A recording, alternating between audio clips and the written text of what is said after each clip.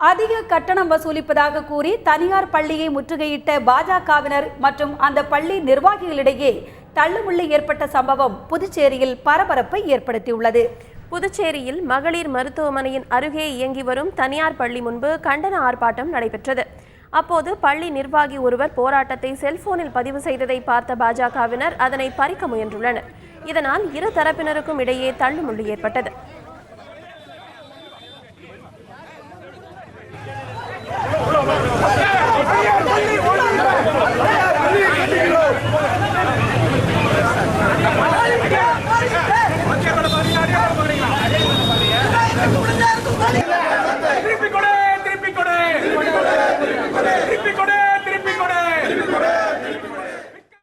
தனியார் பள்ளிகள் அதிக கல்வி கட்டணம் வசூலிப்பதை தடுக்க கட்டண நிர்ணய குழுவை அமைக்க வேண்டும் என போராட்டத்தில் ஈடுபட்டவர்கள் புதுச்சேரி அரசை வலியுறுத்தியுள்ளனர்.